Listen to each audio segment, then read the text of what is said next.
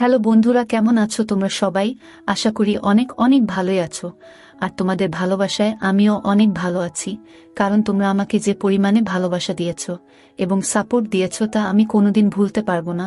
তাই তোমাদেরকে মজা দেওয়ার জন্য আবারও একটি নতুন গল্প নিয়ে হাজির হলাম। গল্পটি শোনার মতো, আশা করি তোমাদের দাঁড়িয়ে যাবে এবং তোমরা হাতের কাজ করতে সবাই হেডফোন নিয়ে বসে যাও। যদি আমার গল্প শুনে মজা পাও তাহলে অবশ্যই আমার চ্যানেলটি সাবস্ক্রাইব করবে। তো চলো বন্ধুরা, আমরা কথা না বাড়িয়ে আসল গল্পে চলে যাই। 10 বছর ধরে বিবাহিত হওয়ার পরেও আমার কোনো সন্তান ছিল না। আমার স্বামী যখন অন্য শহরে যেতেন তখন আমার স্বামীর বড় ভাই বলতো, বৌদি, এটা একটা অন্যরকম লাড্ডু। 7 দিন ধরে এটি খেলে দাদা আসার সাথে সাথেই তুমি মা হয়ে যাবে। আমি সেই লাড্ডুগুলি খেয়ে নিয়েছিলাম এবং আমার একটি সন্তান হয়েছে।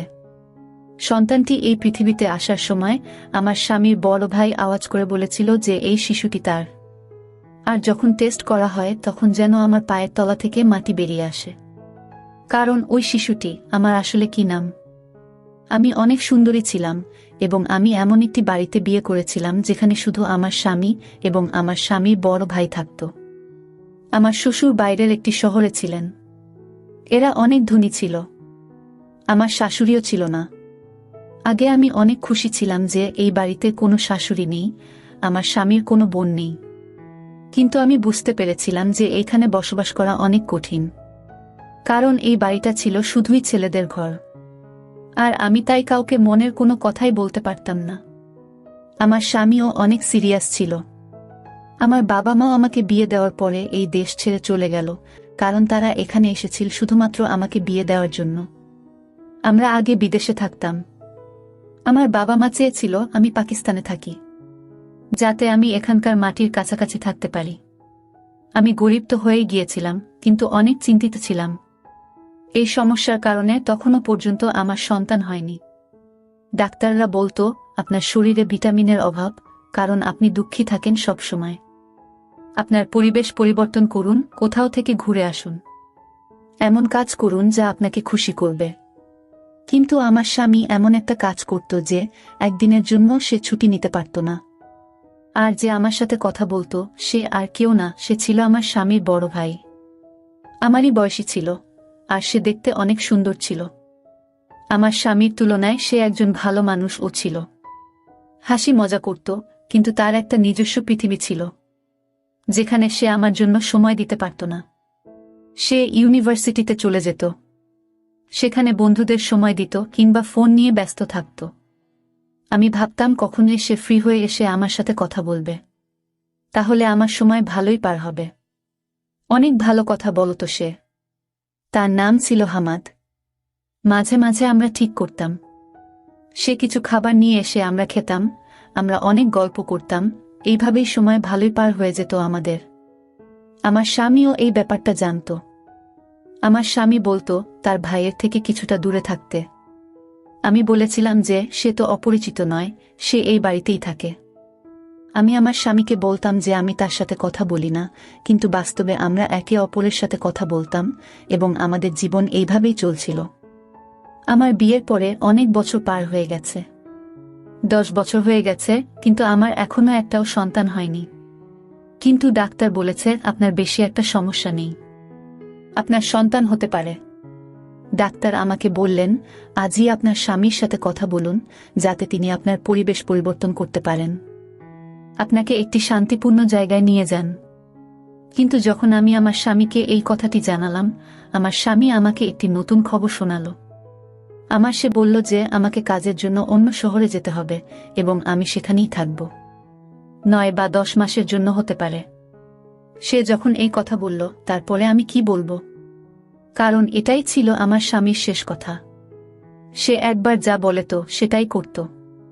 আমি বললাম, ঠিক আছে, আমি তোমার জিনিসপত্র প্যাক করে দিচ্ছি। আমার স্বামী শহরের বাইরে চলে গেলেন এবং তখন আমি বাড়িতে একা থাকতাম। কিন্তু তখনই আমার স্বামীর বড় ভাই আমাকে এমন কিছু বলেছিলেন যা আমাকে অবাক করেছিল। কিন্তু যাওয়ার সময় আমার স্বামী আমাকে বলে, আমি দোকানদারকে বাড়ির নম্বর দিয়েছি, তোমার যদি কোনো কিছুর প্রয়োজন হয় তবে দোকানে ফোন করে দিলে সেই জিনিসগুলো বাড়িতে পৌঁছে যাবে। আমি বললাম, জিনিস অর্ডার করার কি দরকার, হামাদ নিয়ে আসতে পারবে। তখন আমার স্বামী বলেছিলেন, তোমাকে তার কাছে কিছু চাইতে হবে না, এমনকি তার সাথে কথাও বলতে হবে না। সে তার কাজ করুক, তুমি নিজের কাজ করো। এমনকি ওর জন্য রান্না করারও দরকার নেই, ও বাইরে থেকে খাবে। আমি বললাম, তোমার কি হয়েছে? সে বলল, আমি তোমার স্বামী, আর তাই আমি যা বলছি তাই তোমাকে করতে হবে। আমি বললাম, কিছু কি হয়েছে? সে বলল, না তেমন কিছুই না, আমি শুধু তোমাকে বলে দিলাম যে ওর থেকে দূরে থাকবে। আমার এক কাকিমা বাইরে চলে গেছেন, যখন তিনি ফিরে আসবেন তখন তিনি তোমার সাথে থাকতে আসবেন। তোমার খেয়াল রাখবেন উনি, আর তোমার ভয় করবে না একটুও। আশ্চর্য ব্যাপার হলো, আমার স্বামী চলে যাওয়ার আগে আমার স্বামীর বড় ভাইয়ের সাথে দেখাও করেনি। হয়তো ভাইদের মধ্যে কিছু রাগের কারণ ছিল, কিন্তু এমন তো কখনো হয়নি, কারণ আমার স্বামীর বড় ভাই একদিন আমার জন্য একটি লাড্ডু নিয়ে এলো। সে বলল, তুমি যদি এটি খাও তাহলে দাদা এখানে ফিরে আসার সাথে সাথে তুমি মা হতে যাবে। যদিও আমি আমার স্বামীর বড় ভাইয়ের সাথে এইসব কথা আগে কখনো বলিনি, কিন্তু আমার স্বামীর বড় ভাই ছিল অন্য রকমের। আমরা একে অপরের সাথে বন্ধুর মতো কথা বলতাম। সে বলল, অনেক দিন হয়ে গেছে, দাদা বুঝতে পারছে না। সে তোমার চিকিৎসা করায় না, আর তোমাকে কোথাও নিয়েও যায় না। কিন্তু আমি এই বাড়িতে একটি সন্তান দেখতে চাই, যাতে তোমার মুখ থেকে কষ্টের ছাপ মুছে যায়। এই জন্যই আমি এই কুরআন পড়া লাড্ডু নিয়ে এসেছি। তোমাকে 7 দিন ধরে এটি খেতে হবে, তারপরে দাদা যখন আসবে তখন সুসংবাদ পাবে। আমি আমার স্বামীর বড় ভাইকে ধন্যবাদ জানিয়েছিলাম এবং তাকে বলেছিলাম যে সে সত্যই একজন ভালো মানুষ, যে এত চিন্তা করেছিল আমার জন্য। আমি বললাম তাকে, আল্লাহ তোমাকে একটা মিষ্টি সন্তান বানিয়ে দিক।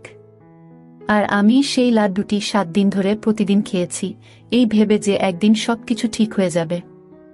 আমার স্বামীর বড় ভাই আমাকে প্রতিদিন গল্প বলতো যে এই লাড্ডু তো অমুকও খেয়েছিল। আমি যেখান থেকে এইগুলো নিয়ে এসেছি সেখানের অনেক নাম ডাক হয়েছে। মানুষ তাদের কাছে যায় এবং তাদের সমস্যার সমাধান করিয়ে ফিরে আসে। বৌদি, তোমার সমস্যারও সমাধান হবে।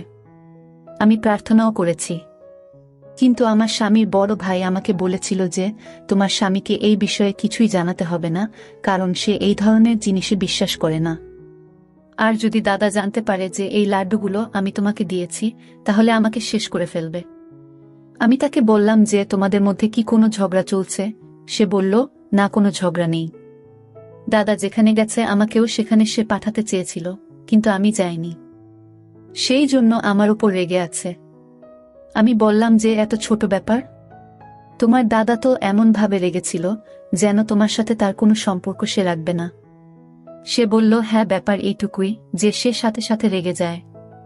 কিন্তু সেই দিনগুলিতে আমি আমার স্বামী বড় ভাইয়ের মধ্যে আরও একটি জিনিস লক্ষ্য করেছি, যা সে আগে কখনো করত না, আর তা হলো সে এখন অনেক রাতে বাড়িতে আসে। আমি একা ছিলাম, তাই আমি ওকে বললাম তাড়াতাড়ি আসতে। আমার মনটা কেমন একটা করে, আমি ভয় পেয়ে যাই। সে বলল, বৌদি, আমি তাড়াতাড়ি আসার চেষ্টা করি, কিন্তু কাজটাই এমন যে তোমার জন্য লাড্ডু নিয়ে তবেই তো বাড়ি আসি। তার জন্য আমাকে সেখানে বসতে হয়। 7 দিন ধরে আমি সেই লাড্ডু খেয়েছি, আর অজুহাত দেখিয়ে আমি আমার স্বামীকে এখানে ডেকে নিয়েছি। ওকে বললাম যে তুমি এখানে চলে এসো, তোমার সাথে আমার জরুরি কাজ আছে। আর আমার মনও ভালো নেই, কারণ আমি একা।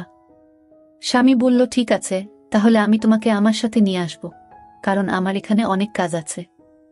আমি বললাম, হ্যাঁ, তুমি আসো, আমার তোমাকে দরকার। কিন্তু স্বামী যখন এলো, আমি অবাক হয়ে দেখলাম যে সে আমার স্বামীর বড় ভাইকে একবার আদর করে ধরেনি। সে এমনভাবে পাশ দিয়ে চলে গেল যেন সেখানে কেউ বসে নেই। আমি অনেক অবাক হয়েছিলাম, কারণ আমার স্বামী আসার আগে আমার স্বামীর বড় ভাই বলছিল যে দাদা এলে অবশ্যই আমাকে ক্ষমা করবেন এবং সবকিছু ঠিক হয়ে যাবে। কিন্তু আমার স্বামী তা করেননি। আমার স্বামী আমাকে তার সাথে অন্য শহরে নিয়ে যায় এবং আমি সেখানে থাকতে শুরু করি। এখানে আমি থাকতে থাকতে মাত্র 1 মাস হলো, আর জানতে পারলাম যে আমি মা হতে চলেছি। এটা যেন শেষ পর্যায়ে কোনো মানুষ জীবন ফিরে পাচ্ছে। বিয়ের 10 বছর পরে এমন খবর পাওয়া ছোট কথা নয়। অনেক খুশি হলাম, কিন্তু আমার স্বামী বড় ভাইয়ের দেওয়া লাড্ডুর কথাটা বলিনি। শুধু বললাম সন্তান না হওয়া পর্যন্ত আমরা একই বিছানায় থাকব। আমার স্বামীও অনেক খুশি। আমি যখন আমার স্বামীর বড় ভাইকে ফোন করলাম তখন তার নাম্বার বন্ধ ছিল। আমি বাড়ির ফোন নাম্বারে কল করলে কাজের লোকটা ফোনটা তুলে বলল ছোট ভাই বাসায় নেই, আর ওর ফোনটা হারিয়ে গেছে। আমি আমার স্বামীর বড় ভাইকে এটা বলতে পারলাম না, কিন্তু ওর জন্য একটা মেসেজ অবশ্যই করে রাখলাম যে ও একসময় অন্তত দেখতে পাবে। আমার স্বামী বলল, তুমি কাকে মেসেজ করছো? আমি বললাম, আমার সন্তানের কাকাকে। আমার স্বামী বলল, কোনো দরকার নেই। আমি বললাম, এটা কেন বলছো? আমার স্বামী বলল যে সে ব্যবসায় অনেক ক্ষতি করেছে, তাই আমি তার সাথে সব সম্পর্ক শেষ করে দিয়েছি। তাকে তার জমির অংশ দেওয়া হয়েছে এবং এখন সে তার অংশে এখন থেকে বেঁচে থাকবে। তার সাথে আমাদের কোনো সম্পর্ক থাকবে না। আমি বলেছিলাম যে তোমার বাবা এই পৃথিবী ছেড়ে চলে যাওয়ার আগে তোমার মা বাবা তোমাকে তার দায়িত্ব দিয়েছিলেন, আর তুমি তাকে এই অবস্থাতে রেখে দিলে। তখন আমার স্বামী বলল, সে একজন প্রতারক, চোর, এবং আমি এমন মানুষের সাথে কোনো সম্পর্ক রাখতে চাই না। আমি অবশ্যই আমার স্বামীকে বলেছি যে সে অন্যায় করছে, কিন্তু আমার স্বামী বলেছেন যে আমার ক্ষেত্রে তোমার কোনো কথা বলার দরকার নেই। তুমি হলে বউ, তোমার কাজ হলো ঘর চালানো। আর হ্যাঁ, আল্লাহ তোমাকে সন্তান দিয়ে দিয়েছেন, এখন থেকে তোমার সন্তানের প্রতি মন দাও। আমি ঘরের ও ভাইয়ের ব্যাপারটা দেখব। সে আমার ভাই, তোমার ভাই নয়। যদি তোমার ভাই হতো তাহলে তুমি কথা বলতে পারতে। আমি বললাম যে সে আমার ভাইয়ের মতোই ছিল। আমি আমার স্বামীকে কি করে বলবো যে তার কারণেই আমরা সন্তানের সুখ পেতে চলেছিলাম? কিন্তু আমার স্বামীর বড় ভাই আমাকে এইসব বলতে নিষেধ করেছিলেন, তাই আমি চুপ করে রইলাম। সত্যি বলতে কি, তারপরে আমি আর সময় পাইনি আমার স্বামীর বড় ভাইকে ফোন করার বা তার সাথে কথা বলার। প্রথমত, আমার স্বামী এটা বারণ করত, এবং দ্বিতীয়ত, আমি আমার সন্তানকে কেনাকাটায় এবং খুশিতে এতটাই ব্যস্ত ছিলাম যে আমি কারো কথা ভাবিনি। তারপরে আল্লাহ আমাকে একটি সুন্দর ছোট ছেলে দিলেন। তাকে পেয়ে আমি অনেক খুশি হয়েছিলাম। আমি দিনরাত যেন তাকে নিয়ে ব্যস্ত থাকতাম। ছেলের যখন 2 মাস বয়স, তখন আমি আমার স্বামীকে বলেছিলাম যে এইবার আমরা বাড়ি ফিরে যাব, কারণ আমি এই ফ্ল্যাটে তোমাকে আর এই সন্তানকে নিয়ে আর থাকতে চাই না। এইবার আমাদের বাড়িতে থাকব।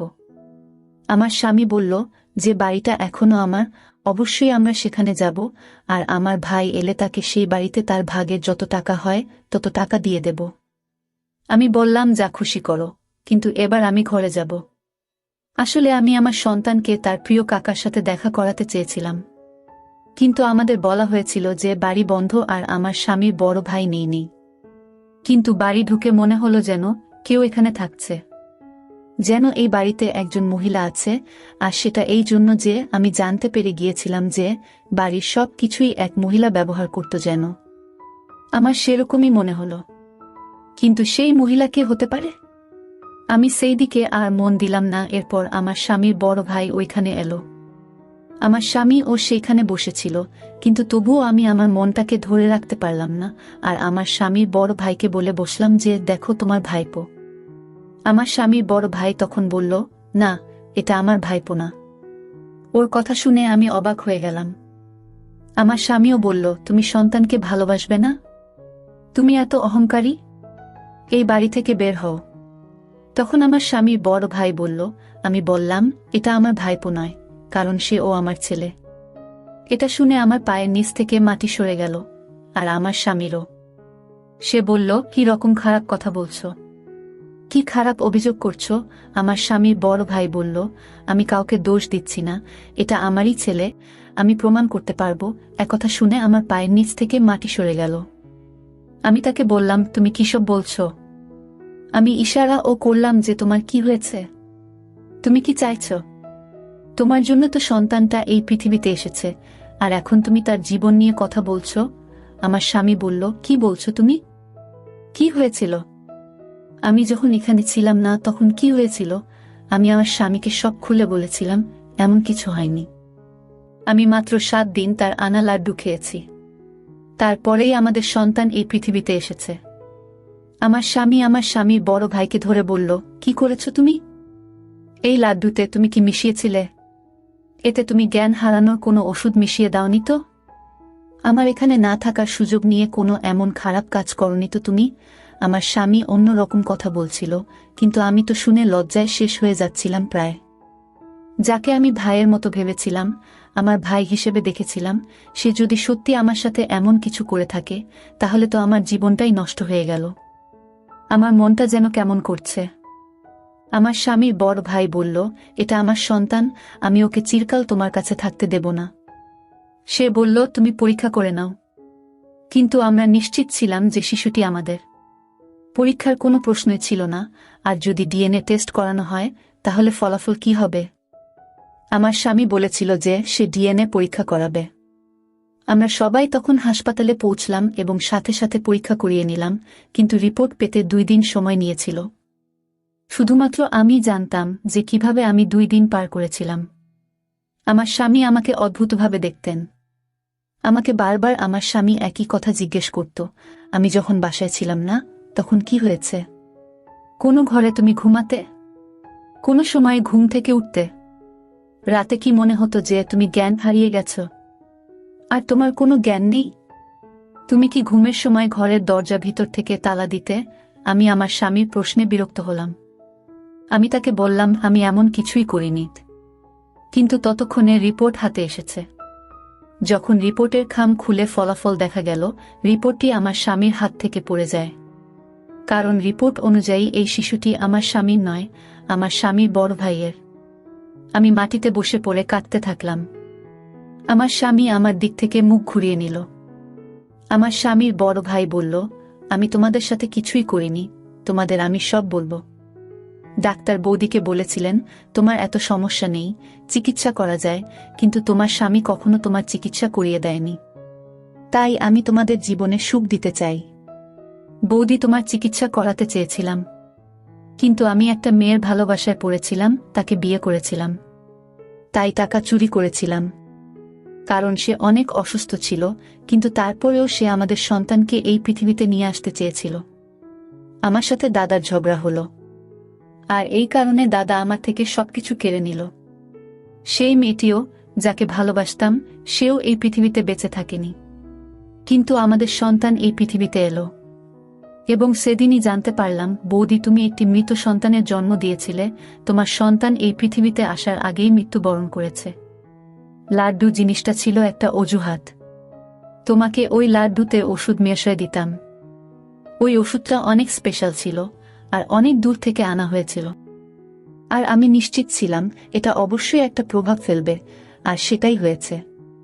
তুমি এটাকে ভাগ্য বলো বা যাই বলো, তুমি সন্তান তো পেয়েছিলে, কিন্তু তোমার সন্তান ছিল অনেক দুর্বল। পৃথিবীতে আসার সাথে সাথেই সে এই পৃথিবী ছেড়ে চলে গেল। আমি ওই মতো শিশুটির জায়গায় আমার সন্তানকে রাখলাম, কারণ আমি তোমার ভালো চেয়েছিলাম। আমি এই উপকারটা শুধু তোমার জন্য করছিলাম বৌদি, তোমার স্বামীর জন্য নয়। ঠিক তখন জানতে পারলাম যে তোমার স্বামী আমার প্রতি কোনো উপকার তো করেইনি, তার উপর আমাকে সম্পত্তি থেকে সম্পূর্ণভাবে বের করে দিয়েছে। তাই প্রতিশোধে শেষ হয়ে যাচ্ছে, আমি তোমার কাছ থেকে আমার সন্তানকে কেড়ে নিতে এসেছি। আমি আমার সন্তানকে ছাড়া বাঁচতে পারবো না, কারণ এখন আমার সবই আছে। তোমার স্বামী তার নিজের নামে সব নিয়ে নিয়েছে। আমার স্বামীর বড় ভাইয়ের চোখে পানি ছিল, সে অনেক কাঁদছিল। আমি তাকে বললাম যে আমিও একে ছাড়া বাঁচতে পারবো না। আমি আমার স্বামীর বড় ভাইয়ের পায়ের কাছে বসলাম এবং তাকে বললাম যে তুমি সবসময় আমাকে সাহায্য করেছ। এই শিশুটিকে আমাকে দাও, আমি তাকে আমার সন্তান মনে করেছি। আমি তাকে 3 মাস ধরে মানুষ করছি। তুমি আমার অনেক উপকার করেছ। আমি যদি জানতে পারতাম যে আমার সন্তান পৃথিবী ছেড়ে চলে গেছে, আমার কোল খালি থাকলে আমি ঘটনাস্থলেই শেষ হয়ে যেতাম। তার এই পৃথিবী ছেড়ে চলে যাওয়াতে আজও আমি দুঃখিত, কিন্তু এই সন্তানটা আমার হাতে আছে। তাই আমি বেঁচে থাকার কথা ভাবছি।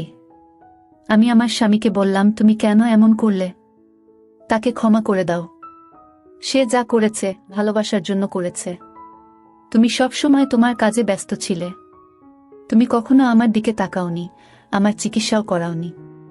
তোমার ভাই আমার সাথে সবসময় ভালোই করেছে, কিন্তু সে তো চাইলে আমার সাথে খারাপও করতে পারত। তুমি যা আশা করছিলে, কিন্তু তবুও সে আমার সম্মান রক্ষা করেছে। আমার জন্যই সে এইসব করেছে। এমনকি আমাকে তার সন্তানও দিয়েছে।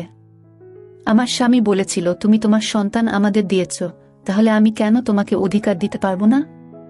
তুমি যা চাও আমি তোমাকে দেব, কিন্তু আমার একটা শর্ত আছে।